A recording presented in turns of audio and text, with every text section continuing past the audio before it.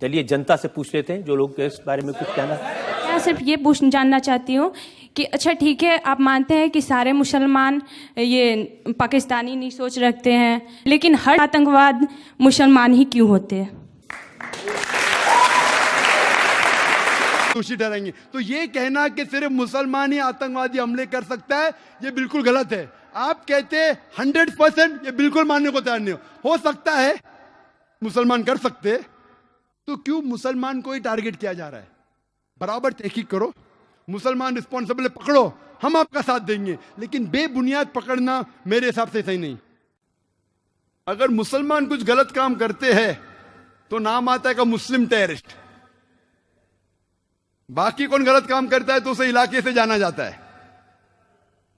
मुसलमान चाहे यूएसए में हो, सऊदी में हो, यूके में हो या इंडिया में हो, तो मुसलमान जैसा पहचाना जाता है। अच्छे काम किए तो कहेंगे इंडियन ने अच्छे काम किया, मुसलमान ने नहीं। इंडियन को नोबेल प्राइज मिला, मुसलमान को नहीं। तो डबल स्टैंडर्ड्स क्यों? मैं ये नहीं कहता हूं कि मुसलमान ने आतंकवादी हमले नहीं किए। कोई भटके हुए मुसलमान हैं जो किए होंगे, मैं ये नहीं कहता हूं कभी नहीं किए, ये बिल्कुल गलत होगा। लेकिन मीडिया में जब फ्रंट पेज पे आएंगे अक्सर मुस्लिम टेररिस्ट, जैसे बाकी टेररिस्ट कौन है ही नहीं, इस देश में सिर्फ मुसलमान ही टेररिस्ट है। जब तहकीक करते पता लगता है कि सिख टेररिस्ट भी है, बिंदनवाला ग्रुप, और ये सिख टेररिस्ट ने 5 जून सन 1984 में उनने गोल्डन टेम्पल को कब्जा किया। इंडियन आर्मी फोर्स जाती है, उनको बाहर निकालती, 100 लोग की हत्या होती है।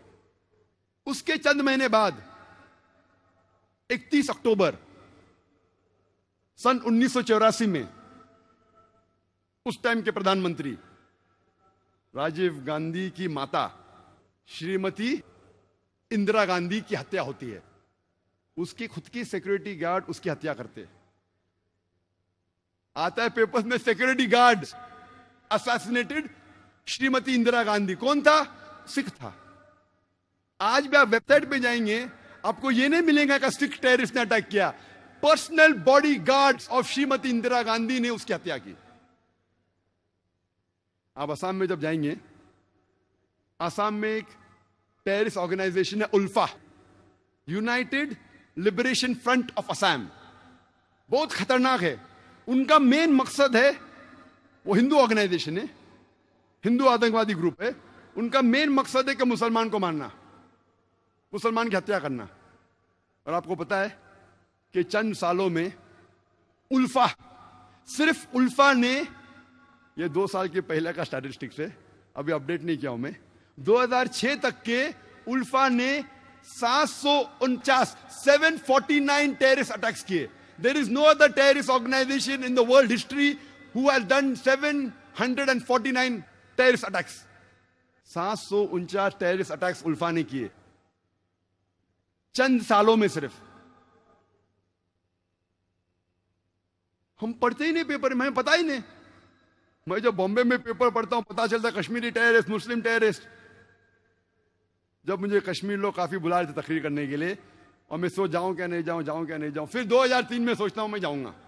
अल्हम्दुलिल्लाह वहां की गवर्नमेंट पूरा इंतजाम करती है। और 14 साल के बाद सबसे पहली बार खुले आम पोलो ग्राउंड में तकरीर करने की परमिशन देती है। माशाल्लाह 1 लाख से ज्यादा लोग वहां मौजूद होते। मैं सोच रहा था मैं जाऊं क्या नहीं जाऊं, हालात बुरे हैं। मौत का तो डर नहीं अल्हम्दुलिल्लाह अल्लाह के काम के लिए, बस सोच रहा था अच्छी फिजा है कहने गया मैं। फौरन गवर्नमेंट ने मुझे 2 पुलिस ऑफिसर दिए स्टैंड गन के साथ। मैं वहां गया, तकरीर किया, चीफ मिनिस्टर से मिला, गवर्नर ने मुझे बुलाया डिनर के लिए, ब्रेकफास्ट के लिए, काफी मिनिस्टरों से मिला। हालात तो लग रहे थे, लेकिन मुझे कुछ महसूस नहीं हुआ कि 2 बॉडीगार्ड्स की जरूरत थी। चंद महीने बाद मैं जाता हूं असम में, एयरपोर्ट पे उतरता हूं, उतरते ही 4 पुलिसमैन स्टैंड गन के साथ। 4 पुलिस, असम में क्या जरूरत है? असम में 4 पुलिसमैन, वो भी स्टैंड गन के साथ, क्या जरूरत है? जब मैं सड़कों पे निकलता हूं, एयरपोर्ट से दूर जाता हूं, फिर एहसास हुआ मुझे 3 दिन बाद कि अगर ये 4 पुलिस अफसरान मेरे साथ नहीं होते थे तो शायद मैं आज नहीं होता था यहां। हमें तो पता ही नहीं आसाम की हालत क्या है।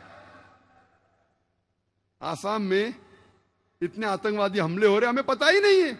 मुझे तो बिल्कुल नहीं पता था, मैं न्यूज़पेपर पढ़ता हूं हमेशा।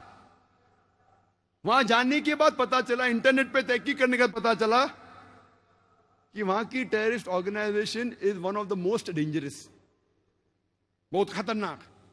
ऐसे कई टेररिस्ट ऑर्गेनाइजेशन असम में, बोडो, मिजोरम में कई क्रिश्चियन ऑर्गेनाइजेशन है, मीजो क्रिश्चियंस ऑफ नागा, वो भी आतंकवादी हमले करते। और एक हमला किया था 2 अक्टूबर को, 2 तारीख अक्टूबर के सन 1984 में 44 हिंदू का कत्ल करते ये क्रिश्चियन ऑर्गेनाइजेशन, और कई लोग को जख्मी करते। खाली क्रिश्चियन लोग ने कितने हमले किए हिंदुस्तान में वक्त नहीं है, क्योंकि 10 बजे तकरीर बंद करना है हमें।